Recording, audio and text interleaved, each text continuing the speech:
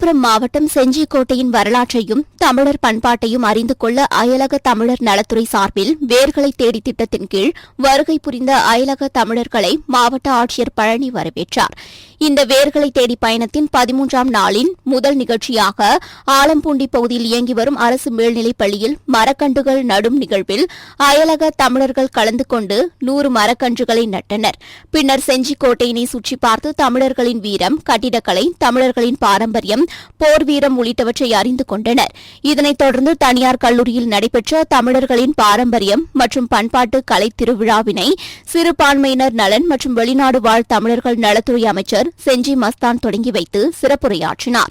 இதனைத் தொடர்ந்து தமிழர்களின் கலாச்சாரம் மற்றும் பண்பாட்டை வெளிப்படுத்தும் வகையில் பொங்கல் வைத்தல், உரியடித்தல், கும்மியாட்டம், கரகாட்டம், தெருக்கூத்து உள்ளிட்ட நிகழ்ச்சிகளும் நடைபெற்றது. வேர்களை தேடி என்ற தலைப்பில் நம்முடைய தமிழ் சமுதாயத்தினுடைய சொந்தங்களை ஒவ்வொரு ஆண்டும் 200 பிள்ளைகள் 18 வயதிலிருந்து 35 வயது உள்ள படிக்கின்ற பிள்ளைகளை தமிழக அரசு சார்பில் ஒட்டுமொத்த செலவினங்களும் செய்து பல்வேறு நாடுகளிலிருந்து அவர்களை தமிழகத்துக்கு அழைத்து வந்து தமிழகம் முழுவதும் உள்ள தமிழர்களுடைய பண்பாடு, கலாச்சாரம், அடையாளங்களை அவர்களுக்கு அதை நினைவுபடுத்துகின்ற வகையில் இந்த பணி நம்முடைய துறை சார்பாக தொடர்ந்து 2வது ஆண்டாக நடைபெற்றுகிறது.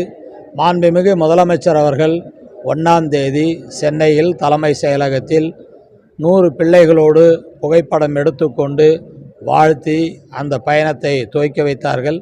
இன்றைக்கு செஞ்சிக்கோட்டையை சுற்றி பார்த்து வரலாற்றை பிள்ளைகள் அறிந்து தமிழர்களுடைய பண்பாடான பொங்கல் திருநாளில் தைப்பொங்கல் எப்படி பொங்கலிடுவது என்கின்ற அதையும் அறிந்து கொண்டு சென்னை செல்லுகிறார்கள். நாளை மறுநாள் மாண்புமிகு முதலமைச்சர் சார்பாக பாராட்டி அவர்களுக்கு சான்றுகள் வழங்க உள்ளோம். அரசு சார்பில் சுமார் 2 கோடி ரூபாய் செலவினங்களில் அவர்களுக்கு பயணப்படியாகவும் அங்கே விமான கட்டணமாகவும் அவர்களுக்கு அரசு துறை சார்பாக ஏற்பாடு செய்யப்பட்டு வேர்களை தேடி திட்டம் மிக சிறப்பாக 2வது ஆண்டாக இது நடைபெறுகிறது. சுதந்திர தினத்தை முன்னிட்டு திருவாரூர் புதிய ரயில் நிலையத்தில் ரயில்வே காவல்துறையினர் மற்றும் ரயில்வே பாதுகாப்பு படையினர் தீவிர சோதனையில் ஈடுபட்டு வருகின்றனர். குறிப்பாக ரயில் நிலையத்திற்கு வந்து செல்லும் பயணிகளையும் அவர்களது உடைமைகளை சோதனை செய்த பின்னரே உள்ளே அனுமதிக்கின்றனர். மேலும் ரயில் நிலையம் நுழைவாயில், கழிப்பறைகள், சந்தேகப்படும் ரயில் நிலைய பகுதிகளிலும் தீவிர சோதனை மேற்கொண்டு வருகின்றனர். நடந்து முடிந்த நாடாளுமன்ற தேர்தலில் மயிலாடுதுறை நாடாளுமன்ற தொகுதியில் காங்கிரஸ் கட்சி வேட்பாளராக போட்டியிட்ட சுதா வெற்றி பெற்றதை அடுத்து தொகுதி மக்களுக்கு நன்றி தெரிவிக்கும் வகையில் மாவட்டம் முழுவதும் சுற்றுப்பயணம் மேற்கொண்டு வருகிறார். அதன் ஒரு பகுதியாக சீர்காழி தொகுதிக்குட்பட்ட பூம்புகார் தொடங்கி திருவெண்காடு, பெருந்தோட்டம், நாங்கூர், மங்கைமடம், திருநகரி, திருவாலி உள்ளிட்ட பகுதிகளில் வாக்களித்த வாக்காளர்களுக்கு அதிக வாக்கு வித்தியாசத்தில் வெற்றி பெற செய்ததற்கு நன்றி தெரிவித்துக் கொண்டார். நாட்டின் 78வது சுதந்திர தின விழாவை முன்னிட்டு தூத்துக்குடி ரயில் நிலையத்தில் ரயில்வே பாதுகாப்பு படை ஆய்வாளர் கண்ணன் தலைமையில் ரயில்வே பாதுகாப்பு படையினர் முத்துநகர் விரைவு ரயில் வண்டியில் பயணிகள் கொண்டு வந்த பைகளில் ஏதேனும் வெடிபொருட்கள் கொண்டு செல்லப்படுகிறதா என்பது குறித்து மெட்டல் டிடெக்டர் கருவி மூலம் சோதனை செய்தனர். மேலும் ரயில் பயணிகள் பாதுகாப்பை கருத்தில் கொண்டு எளிதில் தீப்பற்றி எரியக்கூடிய பொருட்கள் மற்றும் வெடிபொருட்களை எடுத்துச் செல்லக்கூடாது என ஒலிபெருக்கி மூலம் விழிப்புணர்வு ஏற்படுத்தினர். அவ்வாறு எடுத்துச் செல்பவர்கள் மீது ரயில்வே பாதுகாப்பு சட்டத்தின் கீழ் நடவடிக்கை எடுக்கப்படும் என எச்சரிக்கை விடுத்தனர். திருவாரூர் மாவட்டம் தமிழ்நாடு வருவாய்த்துறை கிராம உதவியாளர் சங்கம் சார்பில் மாவட்ட ஆட்சியர் அலுவலகம் முன்பு 4 அம்ச கோரிக்கைகளை வலியுறுத்தி பெருந்திரள் முறையீட்டு ஆர்ப்பாட்டம் நடைபெற்றது. மாவட்ட தலைவர் ஜெயக்குமார் தலைமையில் நடைபெற்ற இந்த ஆர்ப்பாட்டத்தில் 200க்கும் மேற்பட்டோர் கலந்து கொண்டு கிராம உதவியாளர்களின் நீண்ட நாள் கோரிக்கையான காலமுறை ஊதியத்தை உடனே வழங்கிட வேண்டும், அரசாணை எண் 33இல் உரிய திருத்தம் மேற்கொண்டு தொடர்ந்து கருணை அடிப்படையில் பணி நியமனம் கிராம உதவியாளர்களுக்கு வழங்கிட வேண்டும் உள்ளிட்ட 4 அம்ச கோரிக்கைகளை வலியுறுத்தினர். கடலூர் மாவட்டம் விருதாச்சலம் ஆலடி ரோட்டில் சையத் பஷீர் என்பவர் குடும்பத்துடன் வசித்து வருகிறார். இந்நிலையில் வழக்கம் போல் அவரது வீட்டில் சமையல் செய்து கொண்டிருந்தபோது சிலிண்டரில் கேஸ் கசிவு ஏற்பட்டு தீப்பற்றி எரிய தொடங்கியது. இதனால் வீட்டில் இருந்த அனைவரும் வீட்டை விட்டு அலறியடித்துக் கொண்டு வெளியே ஓடி வந்து விருதாச்சலம் தீயணைப்புத் துறையினருக்கு தகவல் தெரிவித்துள்ளனர். அதன் பேரில் சம்பவ இடத்திற்கு சென்ற தீயணைப்புத் துறையினர் தீயை அணைத்து விசாரணை மேற்கொண்டு வருகின்றனர். இந்த தீ விபத்து காரணமாக அப்பகுதியில் சிறிது நேரம் பரபரப்பு ஏற்பட்டது. திருப்பூர் மாவட்டம் பல்லடம் அடுத்த பொங்கலூர் பகுதியில் வழி தெரியாமல் சுற்றித் திரிந்த சிறுவனை பிடித்து போலீசார் விசாரித்ததில் பீகார் மாநிலத்தைச் சேர்ந்த ஆதித் என்பது தெரியவந்தது. மேலும் சிறுவனுக்கு பெற்றோர் பெயர் மற்றும் முகவரி மட்டுமே தெரிந்ததால் மேலும் விவரங்கள் தெரியாத நிலையில் பல்லடம் போலீசார் மாவட்ட குழந்தைகள் நலக்குழு மூலமாக 15 வேலம்பாளையத்தில் உள்ள டிசோ குழந்தைகள் காப்பகத்தில் கடந்த 9ஆம் தேதி ஒப்படைத்தனர். இந்நிலையில் மறுநாள் அந்த சிறுவன் காப்பகத்தில் இருந்து சைக்கிள் மூலமாக தப்பி சென்றுள்ளார். இது தொடர்பாக வழக்கு பதிவு செய்த 15 வேலம்பாளையம் போலீசார் விசாரணை மேற்கொண்டு வருகின்றனர். இந்நிலையில் குழந்தைகள் காப்பகத்தில் எந்தவிதமான பாதுகாப்பும் இல்லாத நிலையில் அங்கு ஒப்படைக்கப்பட்ட சிறுவன் சாதாரணமாக சைக்கிள் எடுத்துக்கொண்டு வெளியே செல்லும் சிசிடிவி காட்சிகள் வெளியாகி அதிர்ச்சியை ஏற்படுத்தியுள்ளது. கிருஷ்ணகிரி மாவட்டம் ஓசூரில் தமிழ்நாடு சுற்றுலா வாகன ஓட்டுநர்கள் மற்றும் உரிமையாளர்கள் நலசங்கம் சார்பில் சாலை பாதுகாப்பு விழிப்புணர்வு முகாம் நடைபெற்றது. இதில் ஓட்டுநர்களுக்கான பிரத்யேக மருத்துவம் மற்றும் கண் சிகிச்சை முகாமும் நடைபெற்றது. இம்முகாமில் ஏராளமான ஓட்டுநர்கள் கலந்து கொண்டு உடல் மற்றும் கண் பரிசோதனைகள் செய்து கொண்டு சிகிச்சைகளுக்கான அறிவுரைகளை பெற்று சென்றனர். மேலும் இந்த முகாமில் சிறப்பு அழைப்பாளராக கலந்து கொண்ட ஓசூர் டிஎஸ்பி பாபு பிரசாந்த் ஓட்டுநர்களும் வாகன உரிமையாளர்களும் கடைபிடிக்க வேண்டிய சாலை விதிகள் மற்றும் விபத்துக்கள் இல்லாமல் வாகனங்களை இயக்குவதற்கான பல்வேறு யுத்திகள் உள்ளிட்ட அறிவுரைகளை வழங்கினார்.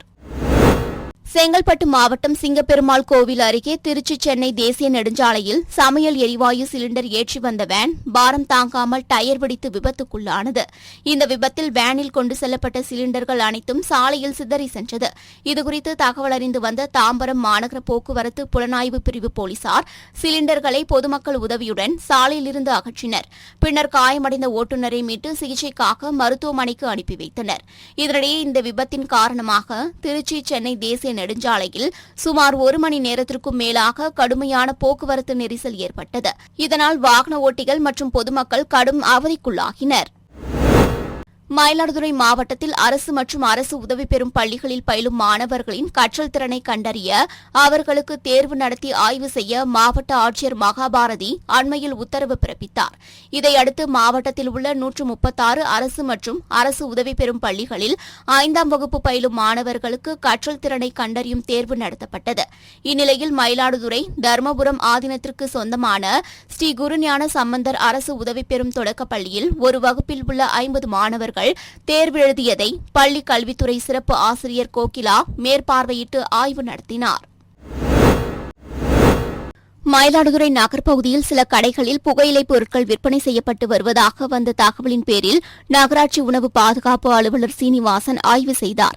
இதில் அரசினர் மருத்துவமனை சாலையில் உள்ள கடை ஒன்றில் ஆன்ஸ் மற்றும் கூலிப் ஆகியன விற்பனை செய்யப்பட்டது கண்டறியப்பட்டது. இதனையடுத்து 10,000 ரூபாய் மதிப்பிலான பொருட்களை பறிமுதல் செய்த நகராட்சி உணவு பாதுகாப்பு அலுவலர் சீனிவாசன் அக்கடைக்கு மாநில உணவு பாதுகாப்பு ஆணையரின் உத்தரவுப்படி 25,000 ரூபாய் அபராதம் விதித்ததுடன் கடைக்கு சீல் வைத்து நடவடிக்கை மேற்கொண்டார். திருப்பத்தூர் மாவட்டம் ஆம்பூர் அடுத்த வெங்கடசமுத்திரம் ஊராட்சிக்குட்பட்ட ரங்காபுரம் பகுதியைச் சேர்ந்தவர் விவசாயி அம்பிகா. இவர் பக்கத்து கிராமமான அத்திமா குளப்பள்ளி பகுதியில் நடைபெற்ற ஸ்ரீ கோதண்டராமர் கோவில் கும்பாபிஷேக விழாவில் கலந்து கொண்டு சாமி தரிசனம் செய்ய சென்றுள்ளார். அப்போது கூட்ட நெரிசலில் தான் அணிந்திருந்த 3 சவரன் தங்க செயின் காணாமல் போனதைக் கண்டு அதிர்ச்சியடைந்து கோவில் மற்றும் வளாகத்தில் தேடி பார்த்தும் கிடைக்காததால் உமராபாத் காவல் நிலையத்தில் புகார் அளித்துள்ளார். அதன் பேரில் போலீசார் வழக்கு பதிவு செய்து கோவில் மற்றும் சுற்றி உள்ள வீடுகளில் சிசிடிவி கேமரா பொருத்தப்பட்டுள்ளதா என கண்டறிந்து பெண்ணிடம் தங்க செயின் திருடு போனது குறித்து வழக்கு பதிவு செய்து விசாரணை மேற்கொண்டு வருகின்றனர். ராமநாதபுரம் மாவட்டம் ராமேஸ்வரம் வேர்க்கோடு பகுதியில் அமைந்துள்ள தனியார் திருமண மண்டபத்தில் இந்திய கடற்படை சார்பில் மீனவர்களுடன் ஆலோசனைக் கூட்டம் மாவட்ட ஆட்சியர் சிம்ரன்ஜித் சிங் கலோன் தலைமையில் நடைபெற்றது. இந்த ஆலோசனைக் கூட்டத்தில் இந்திய கடற்படை அதிகாரிகள் மீனவர்கள் யாரும் எல்லை தாண்டி மீன்பிடிக்க செல்ல வேண்டாம் என வலியுறுத்தினர். இந்த ஆலோசனைக் கூட்டத்தில் ராமேஸ்வரம் தீவு பகுதியில் உள்ள விசைப்படகு மற்றும் நாட்டுப்படகு மீனவர்கள் கலந்து கொண்டனர். கடலூர் மாவட்டம் விருதாச்சலம் நகரத்தில் செல்லக்கூடிய மணிமுத்தாற்றில் அடையாளம் தெரியாத வகையில் அரை நிர்வாணத்துடன் ஆண் சடலம் கிடப்பதாக காவல்துறையினருக்கு தகவல் கிடைத்தது. அதன் பேரில் சம்பவ இடத்திற்கு சென்ற காவல்துறையினர் ஆண் சடலத்தை மீட்டு பிரேத பரிசோதனைக்காக விருதாச்சலம் அரசு மருத்துவமனைக்கு அனுப்பி வைத்தனர். மேலும் இதுகுறித்து வழக்கு பதிவு செய்து இறந்தவர் யார், இது கொலையா தற்கொலையா என பல்வேறு கோணங்களில் விசாரணை மேற்கொண்டு வருகின்றனர். தேனி மாவட்டம் ஆண்டிப்பட்டி அருகே உள்ள ஸ்ரீரங்கபுரம் கிராமத்தில் ஆண்டிப்பட்டி பெரியகுளம் சாலை முன்பாக திமுக சார்பில் கொடிக்கம்பம் வைக்கப்பட்டிருந்தது. இந்நிலையில் நள்ளிரவில் மர்ம நபர்கள் கொடிக்கம்பத்தில் இருந்த கட்சிக் கொடியை எடுத்து அதற்கு கீழேயே வைத்து தீயிட்டு எரித்துள்ளனர். இதனையடுத்து திமுகவினர் காலையில் வந்து பார்த்தபோது கட்சிக் கொடி எரிக்கப்பட்டிருப்பதைக் கண்டு அதிர்ச்சியடைந்தனர். பின்னர் கட்சிக் கொடியை தீயிட்டு எரித்த மர்ம நபர்கள் மீது நடவடிக்கை எடுக்க கோரி வைகை அணை காவல் நிலையத்தில் புகார் அளித்துள்ளனர். அதன் பேரில் போலீசார் வழக்கு பதிவு செய்து தீவிர விசாரணை மேற்கொண்டு வருகின்றனர். செங்கல்பட்டு மாவட்டம் செய்யூர் ஊராட்சிக்குட்பட்ட வெள்ளிமேடு பகுதியைச் சேர்ந்தவர் டேனியல். இவரது மகன் ஜெஃப்ரின் வீட்டின் எதிரில் விளையாடிக் கொண்டிருந்தபோது வெறிபிடித்த நாய் சிறுவனின் வலது தோள்பட்டை பகுதியில் பலமாக கடித்துள்ளது. இதனையடுத்து சிறுவனின் அழுகுரல் சத்தம் கேட்டு வந்த பெற்றோர் சிறுவனை மீட்டு செய்யூர் அரசு மருத்துவமனையில் அனுமதித்தனர். அங்கு முதலுதவி சிகிச்சை அளிக்கப்பட்டு மேல் சிகிச்சைக்காக செங்கல்பட்டு அரசு மருத்துவமனைக்கு அனுப்பி வைக்கப்பட்டுள்ளார். இதேபோல் அதே பகுதியைச் சேர்ந்த விக்னேஷ் என்பவரையும் தெருநாய் கடித்துள்ளது. இதனால் அச்சமடைந்துள்ள பொதுமக்கள் துறை சார்ந்த அதிகாரிகள் சாலையில் உலாவரும் தெருநாய்களை பிடிக்க நடவடிக்கை எடுக்க வேண்டும் என்று கோரிக்கை விடுத்துள்ளனர். காஞ்சிபுரம் மாவட்டம் திருப்பெரும்புதூர் சிறப்பு நிலை பேரூராட்சியில் ஜெயராஜ் நாடார் நகர் பகுதியில் விரிவான பாதாள சாக்கடை திட்டத்தின் கீழ் 35.88 கோடி ரூபாய் மதிப்பில் புதிய கழிவுநீர் அகற்று நிலையம் கட்டப்பட்டது. இதனை முதலமைச்சர் மு.க.ஸ்டாலின் காணொலி வாயிலாக துவங்கி வைத்ததைத் தொடர்ந்து திருப்பெரும்புதூர் பேரூராட்சி மன்ற தலைவர் சாந்தி சதீஷ்குமார் தலைமையில் அதன் திறப்பு விழா நடைபெற்றது. விழாவில் திருப்பெரும்புதூர் ஒன்றியக்குழு தலைவர் கருணாநிதி, பேரூராட்சி துணைத் தலைவர் இந்திராணி சுப்பிரமணி உள்ளிட்டோர் கலந்து கொண்டு புதிய கழிவுநீர் அகற்று நிலையத்தை திறந்து வைத்து பொதுமக்களுக்கு அர்ப்பணித்தனர். தருமபுரி மாவட்டம் கடத்தூர் ஊராட்சி ஒன்றியம் சார்பில் மக்களுடன் முதல்வர் திட்ட சிறப்பு முகாம் பசுவாபுரம் சமுதாய கூடத்தில் நடைபெற்றது. மக்களுடன் முதல்வர் திட்ட முகாம் பொறுப்பு அலுவலரும் மாவட்ட ஆட்சியரின் நேர்முக உதவியாளருமான சத்துணவு பிரிவு சஞ்சீவி குமரன் தலைமையில் நடைபெற்ற இம்முகாமில் வேளாண்மை, வனத்துறை, தொழிலாளர் நலம், சமூக நலத்துறை உள்ளிட்ட பல்வேறு துறைகளுக்கு சுமார் 500க்கும் மேற்பட்ட கோரிக்கை மனுக்கள் பெறப்பட்டன. இந்த கோரிக்கை மனுக்களை பெற்றுக்கொண்ட அதிகாரிகள் உரிய துறை அலுவலர்களுக்கு அனுப்பி நடவடிக்கை எடுக்க பரிந்துரை செய்தனர். தஞ்சை மாவட்டம் கும்பகோணம் அருகே இன்னம்பூர் கிராமத்தில் சிவன் கோவில் உள்ளது. இந்த சிவன் கோவிலுக்கு தமிழகம் மட்டுமல்லாமல் பல்வேறு மாநிலங்களில் இருந்தும் ஏராளமான பக்தர்கள் தினசரி சுவாமி தரிசனம் செய்வதற்காக வருகை புரிகின்றனர்.